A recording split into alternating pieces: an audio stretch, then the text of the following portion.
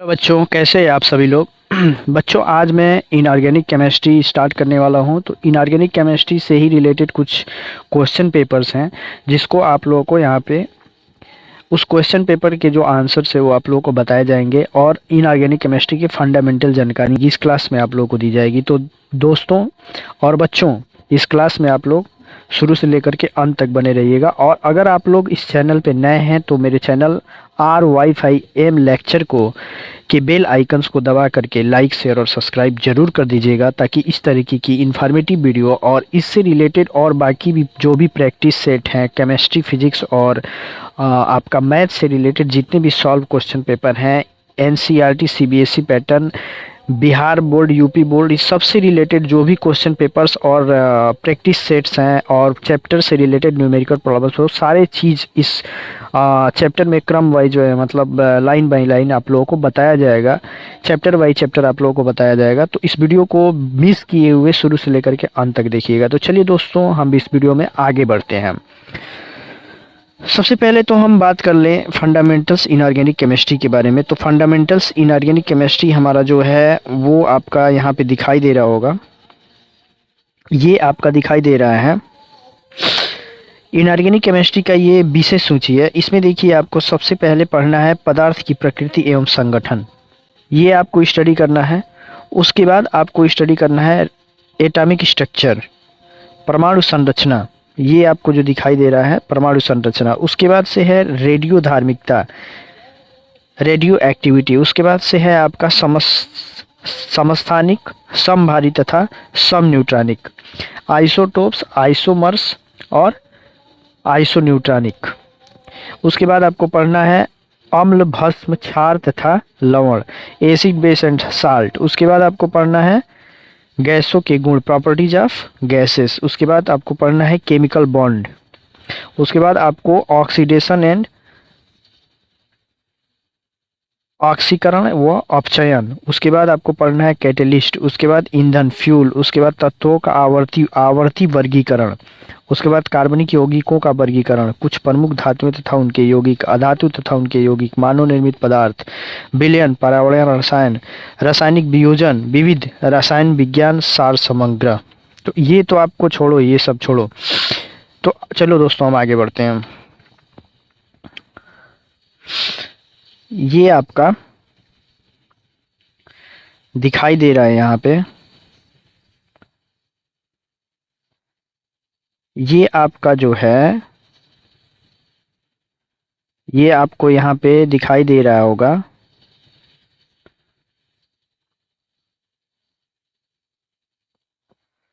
ये यहाँ पे आपको क्या करना है, इसको थोड़ा सा हम जूम आउट कर लेते हैं। यहाँ पे देखिए, हम आ गए हैं अपने चैप्टर पे। यहाँ पे सबसे पहले दोस्तों हम आपको बता देना चाहता हूँ, यहाँ पे मैं आपको, ये जो दिख रहा है ये आपका रसायन विज्ञान है। तो सबसे पहला चैप्टर, फर्स्ट चैप्टर जो हमारा है वो क्या है बच्चों? फर्स्ट चैप्टर जो हमारा है वो है आपका पदार्थों की प्रकृति एवं संगठन। तो इसमें कुछ जो है कि क्वेश्चन दिए हुए हैं, उसका आंसर आपको बताना है। तो वो मैं आपको यहाँ पे लाइन बाय लाइन बताते जा रहा हूँ। ध्यान से देखिएगा दोस्तों। रसायन विज्ञान शब्द की उत्पत्ति किस प्राचीन नाम से हुई? आपसे पूछ रहा है कि रसायन विज्ञान शब्द की उत्पत्ति किस प्राचीन नाम से हुई। तो आप सभी लोग जानते ही हो कि रसायन विज्ञान की जो उत्पत्ति हुई, वो रसायन विज्ञान की उत्पत्ति आप लोगों का एक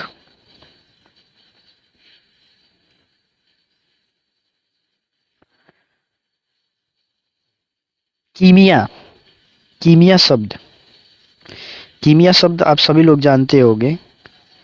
कीमिया, कीमिया एक लैटिन वर्ड है। कीमिया अर्थात काला रंग, अर्थात ब्लैक कलर। कीमिया एक लैटिन वर्ड है, एक लैटिन वर्ड है जिसका मतलब होता है क्या? ब्लैक कलर, ब्लैक कलर, ये ब्लैक कलर होता है इसका मीनिंग। तो कि रसायन विज्ञान शब्द की उत्पत्ति किस प्राचीन नाम से हुई? तो वो कीमिया नाम से हुई। किस नाम से हुई बच्चों? कीमिया। तो ये आप लोगों को याद रखना है। उसके बाद चलिए दोस्तों, उसके बाद नेक्स्ट है आपका रसायन विज्ञान का विकास सर्वप्रथम कहाँ हुआ? तो रसायन विज्ञान का विकास सर्वप्रथम कहाँ पे हुआ था बच्चों?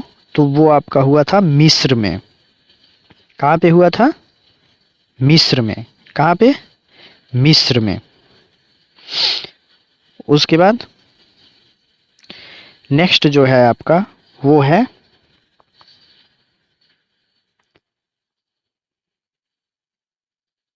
नेक्स्ट आपका क्या है बच्चों?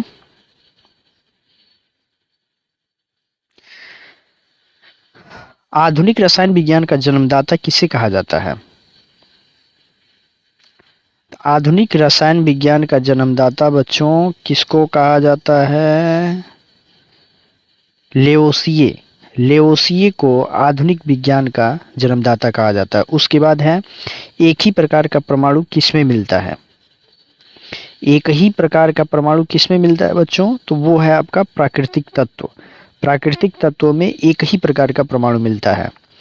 दो या दो से अधिक तत्वों को मात्रा के विचार से एक निश्चित अनुपात में मिलाने पर बना पदार्थ क्या कहलाता है? दो या दो से अधिक तत्वों को एक मात्रा के विचार से निश्चित अनुपात में मिलाने पर जो पदार्थ बनता है वो क्या कहलाता है? वो यौगिक कहलाता है। याद रखिएगा, क्या कहलाता है? यौगिक कहलाता है। दो या दो से अधिक शुद्ध पदार्थों को किसी भी अनुपात में मिला देने से क्या बनता है? दो या दो से अधिक शुद्ध पदार्थों को किसी भी अनुपात में मिला देने से क्या बनता है?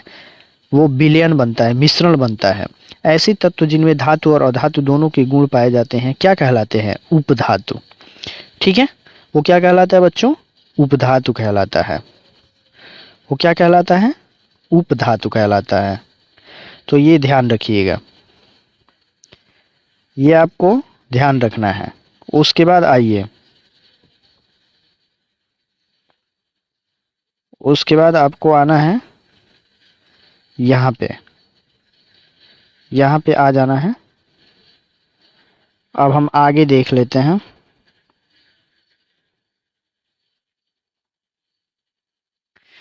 ये देखिए बच्चों, ये आपका बता रहा है पदार्थ की अवस्थाएं। ये जो दिखाई दे रहा है, तो जनरली आपकी पदार्थ की तीन अवस्थाएं होती हैं। कौन कौन सी? पदार्थ की तीन अवस्थाएं होती हैं। कौन कौन सा? एक तो होता है आपका सॉलिड यानी ठोस, ठोस। दूसरा होता है लिक्विड। दूसरा होता है क्या? लिक्विड यानी द्रव। और तीसरा होता है आपका गैस यानी गैस। ये तीन अवस्थाएं होती हैं किसी भी पदार्थ की। ठीक है, कौन कौन सी अवस्थाएं होती हैं बच्चों? तीन अवस्थाएं होती हैं किसी भी पदार्थ की। तो ये आपको ध्यान में रखना है। ठीक है, चलिए अब बात कर लेते हैं हम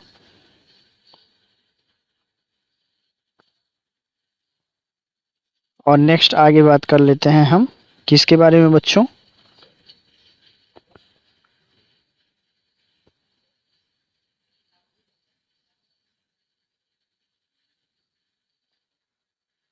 अब हम बात कर लेते हैं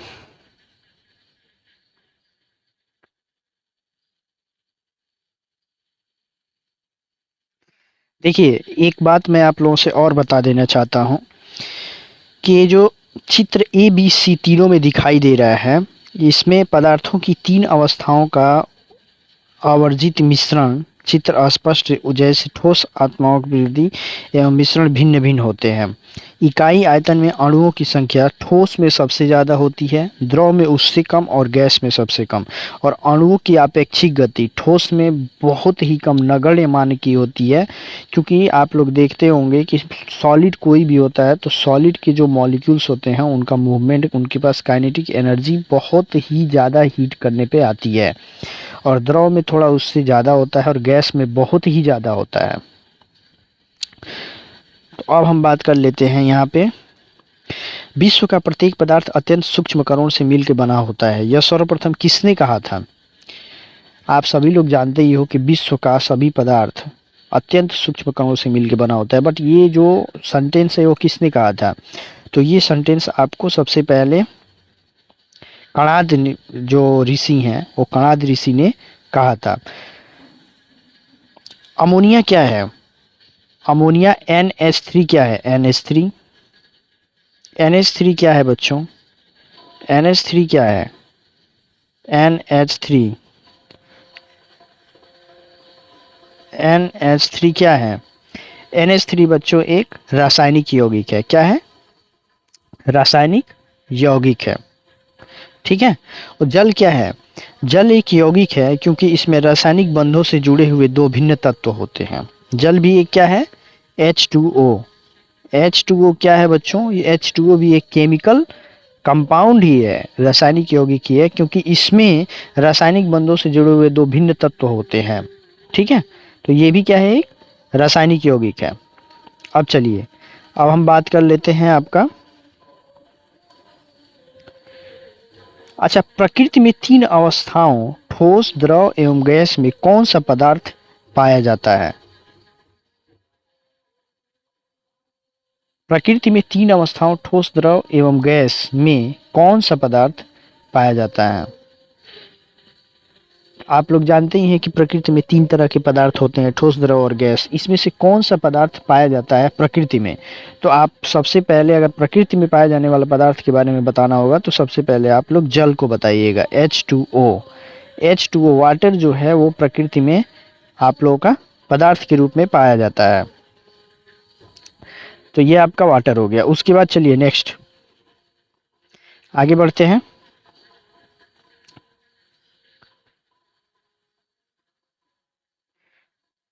ये कुछ तत्वों के प्रतीक दिए गए हैं, जैसे एल्युमिनियम का Al होता है, एल्यूमिनियम का Al होता है Al, आर्गन का आपका Ar होता है, बेरियम का आपका Ba से आप उसको प्रदर्शित कर सकते हो, बोरान का आपका Br होता है, कैल्शियम का आपका Ca से उसको आप आइडेंटिफाई कर सकते हो, कार्बन को आप C से आइडेंटिफाई कर सकते हो, क्लोरीन को आप Cl से आइडेंटिफाई कर सकते हो, कोबाल्ट को आप Co से आइडेंटिफाई कर सकते हो, कापर को आप Cu से आइडेंटिफाई कर सकते हो। उसके बाद आपका आता है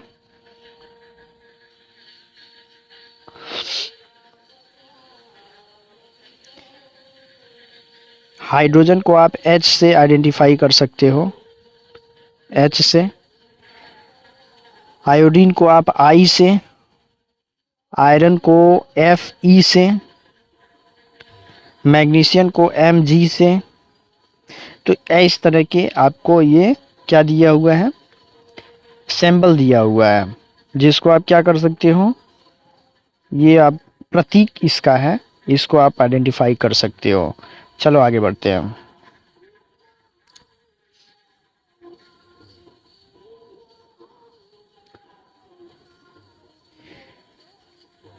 अब देखो बच्चों, हीरा क्या है?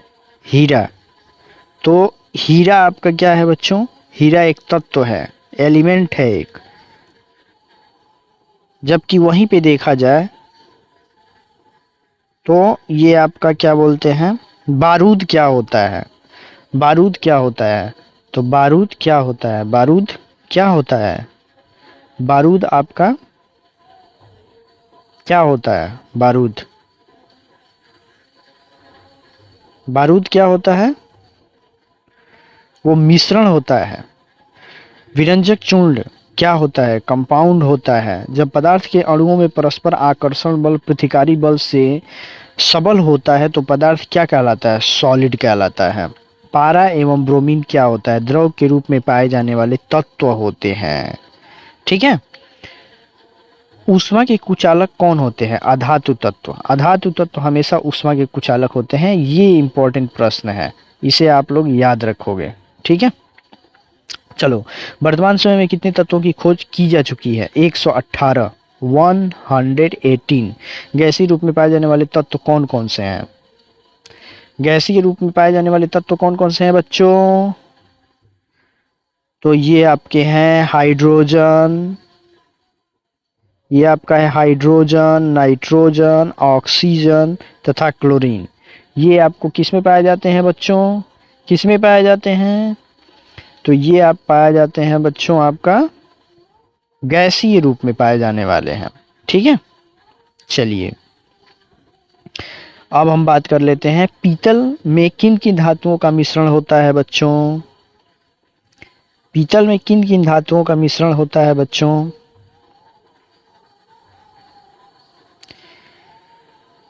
पीतल में किन किन धातुओं का मिश्रण होता है?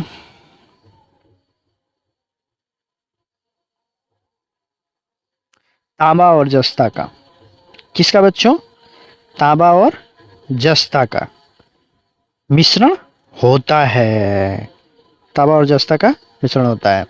अणुओं के बीच लगने वाले आकर्षण बल को क्या कहते हैं बच्चों? अणुओं के बीच, परमाणु में, यौगिक में जो अणु हैं उन अणुओं के बीच लगने वाले बल को हम लोग क्या बोलते हैं? अंतरा आणविक बल बोला जाता है।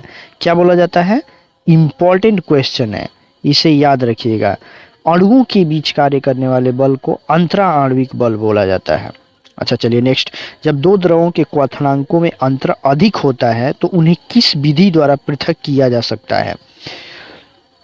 जब दो द्रवों के क्वथनांकों में अंतर अधिक हो जाता है तो उन्हें किस विधि के द्वारा पृथक किया जा सकता है? तो हम उसे आसवन विधि द्वारा पृथक करते हैं। आसवन विधि द्वारा उसे हम पृथक करते हैं। जब दो द्रवों के क्वथनांकों का अंतर अधिक हो जाता है तो उसे हम किस विधि द्वारा पृथक करते हैं? आसवन विधि द्वारा। गर्म किए जाने वाले कुछ ठोस पदार्थ सीधे वाष्प में परिवर्तित हो जाते हैं, ये क्या कहलाते हैं? ऊर्ध्वपातन। गर्म गर्म किए जाने पर कुछ ठोस पदार्थ सीधे वाष्प में परिवर्तित हो जाते हैं, वे क्या कहलाते हैं? ऊर्ध्वपात। ऊर्ध्वपात ऊर्ध्वपात कहलाते हैं। ठीक है, वो क्या कहलाते हैं बच्चों? ऊर्ध्वपात कहलाते हैं। चलिए अब आगे बढ़ते हैं।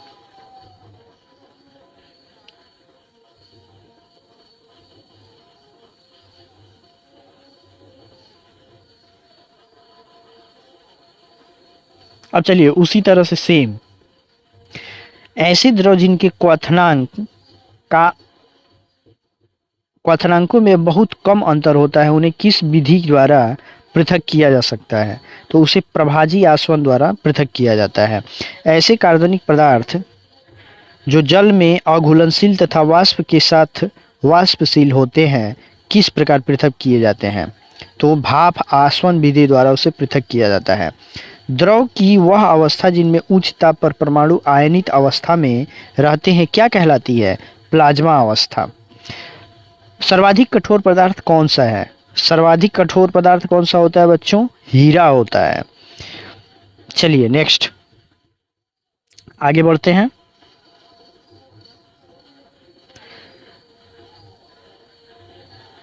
आगे बढ़ा जाए बच्चों, तो आगे हम बढ़ते हैं। तो इसमें आपका है पदार्थ को हथौड़ा से पीटने पर छोटे छोटे टुकड़ों में परिवर्तित होने का गुण क्या कहलाता है? भंगुरता। जब किसी पदार्थ को हथौड़े से पीटा जाता है और छोटे छोटे हिस्सों में परिवर्तित हो जाते हैं तो उस परिवर्तन को क्या कहा जाता है? भंगुरता कहा जाता है। वायुमंडल की नमी को ग्रहण करने की क्षमता युक्त पदार्थों को क्या कहते हैं? आर्द्रताग्राही। उसे क्या कहा जाता है? आर्द्रताग्राही। वायुमंडल की नमी को ग्रहण करने की क्षमता युक्त पदार्थ को क्या कहा जाता है? आर्द्रताग्राही। चलिए पदार्थों के पतली तार में परिवर्तित होने वाले गुण को क्या कहा जाता है? पदार्थों के पतली तार में परिवर्तित होने वाले गुण को क्या कहा जाता है? तन्यता। क्या कहा जाता है? तन्यता कहा जाता है। चलिए बच्चों आगे बढ़ते हैं। अब आ जाते हैं हम थोड़ा ऊपर और अब देखिए यहाँ पे बच्चों, यहाँ पे पूछ रहा है कि दो या दो से अधिक तत्वों को एक साथ द्रवित अवस्था में मिलकर पुनः ठोस में परिवर्तित करने पर प्राप्त उत्पाद को क्या कहते हैं?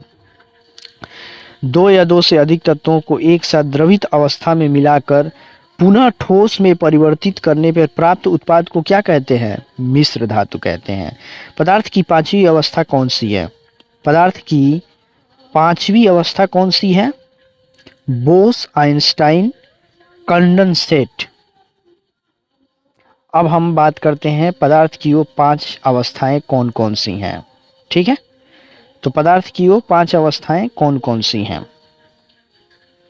देखिए, सबसे पहले तो बच्चों सामान्यतः पदार्थ की 3 अवस्थाएं मानी जाती हैं, लेकिन वर्तमान समय में वैज्ञानिक पदार्थ की 5 अवस्थाओं की चर्चा कर रहे हैं। ठोस, द्रव और गैस, प्लाज्मा और बोस आइंस्टाइन कंडेंसेट। प्लाज्मा, इस अवस्था में कण अत्यधिक ऊर्जा वाले अधिक उत्तेजित होते हैं। ये कण आयनीकृत द्रव गैस के रूप में होते हैं।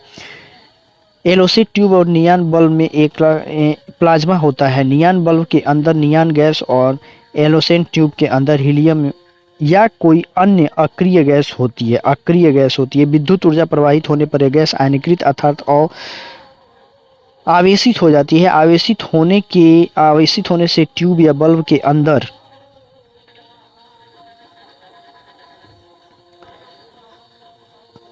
आवेशित हो जाती है। आवेशित होने से ट्यूब या बल्ब के अंदर चमकीला प्लाज्मा पदार्थ की पौधी अवस्था तैयार होकर गैस के स्वभाव के अनुसार इस प्लाज्मा में एक विशेष रंग की चमक होती है। प्लाज्मा के कारण ही सूर्य और तारों में भी चमक होती है। उच्च तापमान के कारण ही तारों में प्लाज्मा बनता है। ये पॉइंट आप लोगों के लिए बहुत ही इंपॉर्टेंट है। उच्च तापमान के कारण ही तारों में प्लाज्मा बनता है।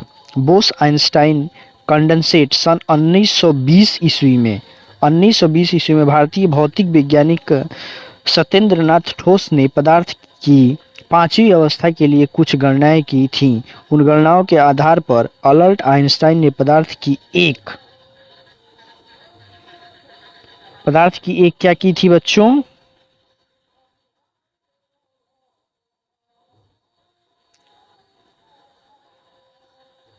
नई अवस्था की भविष्यवाणी की थी।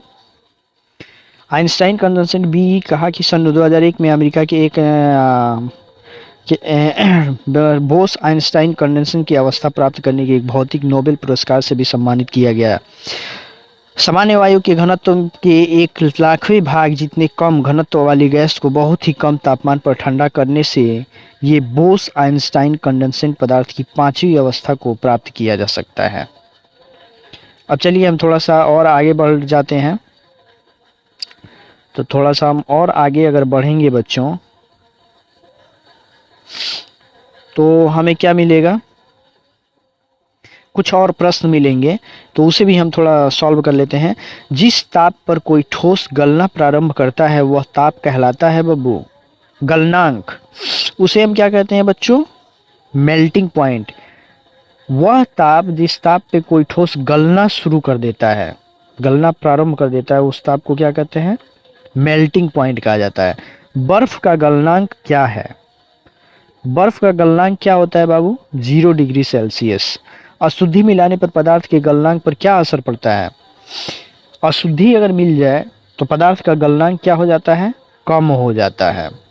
बर्फ को गलने से बचाने के लिए उसमें कौन सी अशुद्धि मिलाई जाती है? नमक। बर्फ के गलनांक को गलने से बचाने के लिए, बर्फ को गलने से बचाने के लिए उसमें क्या मिलाया जाता है? नमक मिलाया जाता है। ठीक है, नेक्स्ट हम थोड़ा आगे बढ़ जाते हैं।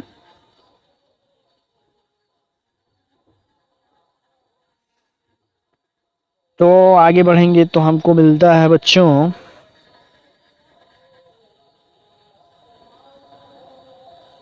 हमको कुछ और नया सीखने को मिलता है।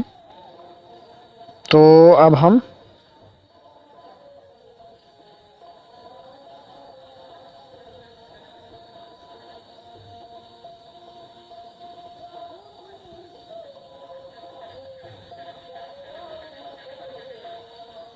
यहाँ पे देखिए बच्चों, यहाँ पे बहुत ही इंपॉर्टेंट क्वेश्चन है।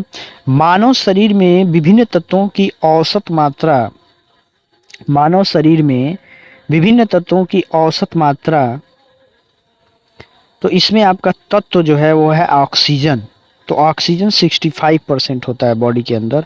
कार्बन जो है 80%, 18%, हाइड्रोजन आपका 10%, नाइट्रोजन आपका 3%, कैल्शियम आपका 2%, फास्फोरस 1%, पोटेशियम आपका 0.35%, सल्फर आपका 0.25%, सोडियम आपका 0.15%, क्लोरीन आपका 0.15%, मैग्नीशियम आपका 0.05% होता है। उसके बाद आपका लोहा जो है आपका, वो लोहा आपका 0.4% और अन्य 0.46% होते हैं। तो अब चलिए बच्चों हम थोड़ा सा बात कर लें इसके वो। तो अब देखिए बच्चों एक और क्वेश्चन यहाँ पे जनरेट हो रहा है कि वायु यौगिक है अथवा मिश्रण। तो वायु क्या है बच्चों? वायु में आप जानते हो कि बहुत तरह की अलग अलग गैस, ऑक्सीजन के अलावा और भी बहुत सारी गैसें मिली हुई हैं। तो क्या है? गैसों का मिश्रण है। यानी वायु क्या है? यौगिक नहीं है, कंपाउंड नहीं है, वो क्या है? मिश्रण है। अच्छा, अमलगम क्या होता है? अमलगम का नाम कई लोगों ने सुना होगा। तो अमलगम वास्तव में अमलगम क्या होता है? अमलगम एक मिश्र धातु है जिनमें पारा होता है। अमलगम क्या होता है? एक मिश्र धातु है जिसमें पारा होता है। चलिए आगे बढ़ते हैं। तो आगे बढ़ने के क्रम में बच्चों हम लोग थोड़ा जान लेते हैं कि भू प्रॉपर्टी में पाए जाने वाले तत्वों की औसत मात्रा क्या होती है। तो तत्व ऑक्सीजन हमारा जो है वो 49.9% पाया जाता है, सिलिकॉन हमारा 26% पाया जाता है, एल्युमिनियम हमारा 7.3%, लोहा हमारा 4.1%, कैल्शियम हमारा 3.2%, सोडियम हमारा 2.3%, पोटेशियम हमारा 2.3%, मैग्नीशियम हमारा 2.1% और अन्य में 2.8% होते हैं। तो ये हमारा क्या हो गया बच्चों? भू प्रॉपर्टी में पाए जाने वाली तत्वों की औसत मात्रा। अब चलिए आगे बढ़ते हैं। देखिए बच्चों यहाँ पे फ्यूज तार जो है वो फ्यूज तार किस पदार्थ के बने होते हैं? तो वो सौसा व टीन के बने होते हैं। रोल्ड गोल्ड किन धातुओं की मिश्र धातु है? रोल्ड गोल्ड जो होती है वो किस धातुओं की मिश्र धातु है? लोहा और एल्युमिनियम का मिश्र धातु है। अब हम बात कर लेते हैं द्रव की कठोरता के बारे में। तो द्रव की कठोरता अब हम बात कर लेते हैं द्रव की कठोरता के बारे में। तो द्रव की कठोरता उसमें खरोंच की प्रतिरोधक क्षमता पर निर्भर करती है, जिसका मापन मौह की कठोरता मापक पर निर्भर करता है। मौह स्केल पर कुछ द्रव्यों की कठोरता निम्नवत है। द्रव्य है ये आपका और ये उसकी कठोरता है। तो हीरा का जो है वो 10 होता है हार्डनेस, कोरंडम का जो है वो 9 होता है, टोपाज का 8 होता है, क्वार्टज का 7 होता है और ग्रेफाइट का 0.7 होता है। तो ये इसके तत्वों के अनुसार उसकी कठोरता है। अब चलिए हम थोड़ा और आगे बढ़ जाते हैं। तो और आगे बढ़ेंगे तो यहाँ पे आपको दिखाई दे रहा होगा रोल गोल्ड क्या होता है। रोल गोल्ड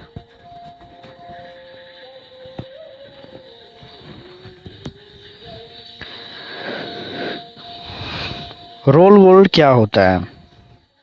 हम बात कर लेते हैं रोल गोल्ड क्या होता है। देखिए इस सोने का कृत्रिम रूप यानी आर्टिफिशियल रूप भी कहा जाता है। वह 90% कापर तथा 10% एल्युमिनियम का मिश्रण होता है। दो देखने में सोना सदृश लगता है। इसका उपयोग शस्त्रीय आभूषणों के निर्माण में किया जाता है। इसका उपयोग किस में किया जाता है बच्चों? शस्त्रीय आभूषणों के निर्माण में किया जाता है। अब चलिए आगे बढ़ते हैं। पदार्थ की वह अवस्था जिसमें उसके आकार एवं आयतन निश्चित होते हैं क्या कहलाती है? ठोस अवस्था कहलाती है। पदार्थ की वो अवस्था जिसमें उसका आकार एवं आयतन निश्चित होता है ठोस अवस्था कहलाती है। अवस्थित ठोस में अवयवी कणों की व्यवस्था निश्चित नहीं होती। इसका एक अन्य नाम क्या है? पूर्ण रूप से जमा हुआ द्रव। ठोस को गर्म करके द्रव में परिवर्तित करने की प्रक्रिया क्या कहते हैं? ठोस को गर्म करके द्रव में परिवर्तित करने की प्रक्रिया को क्या कहते हैं? गलन। क्या कहा जाता है? मेल्ट कहा जाता है। ठीक है। चलिए, जल का क्वथनांक कितना होता है? 100 डिग्री सेल्सियस। जल का क्वथनांक का मतलब कि हमारा जो वाटर है वह वाटर कितने डिग्री सेल्सियस पे वेपर में कन्वर्ट हो जाएगा, तो हमारा 100 डिग्री सेल्सियस। ठीक है। द्रव को गर्म करके वाष्प में परिवर्तित करने की प्रक्रिया क्या कहलाती है? क्वथन कहलाती है। ठीक है। जिस ताप पर कोई द्रव उबलना प्रारंभ करता है वह क्या कहलाता है? क्वथनांक, बॉइल्ड। अशुद्धि मिलाने पर द्रव के क्वथनांक पर क्या असर पड़ता है? क्वथनांक बढ़ जाता है। ठीक है। क्वथनांक क्या होता है बच्चों? बढ़ जाता है। उसका क्वथनांक क्या होता है? बढ़ जाता है। चलिए नेक्स्ट हम बात कर लेते हैं थोड़ा बच्चों।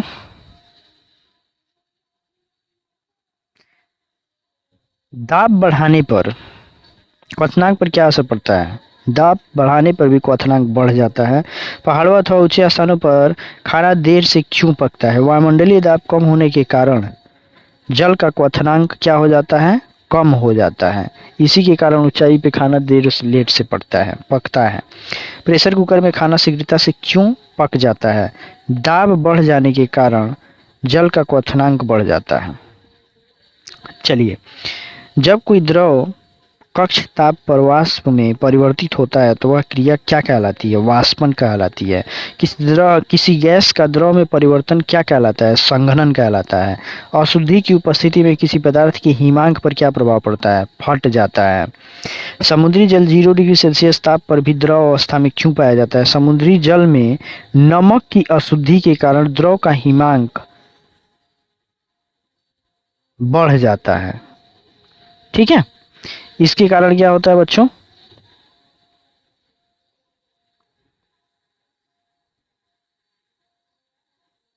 अब चलिए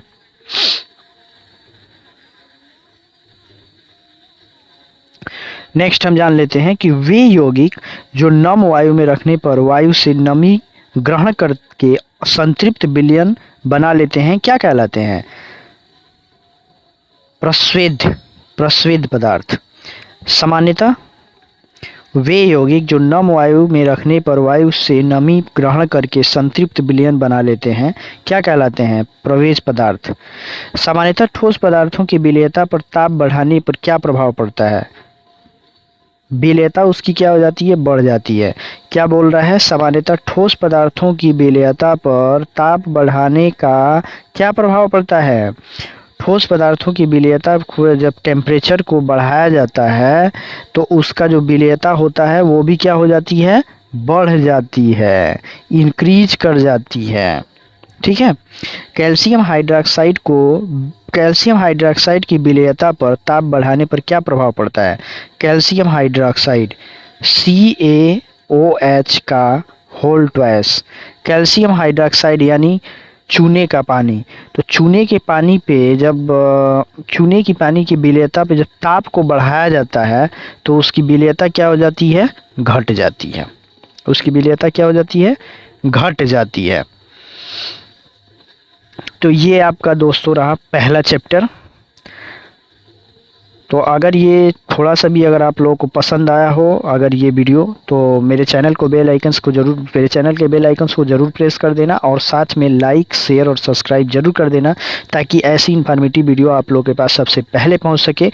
और अभी तक मेरे चैनल को अगर आप लोग सब्सक्राइब नहीं किए हो तो अगले क्लास तक आप लोग मेरे चैनल को ज़रूर ही सब्सक्राइब कर लो, क्योंकि आगे और इससे भी बेटर इन्फॉर्मेशन इस वीडियो में आने वाला है। तो नेक्स्ट क्लास मिस मत करना। Thanks for watching.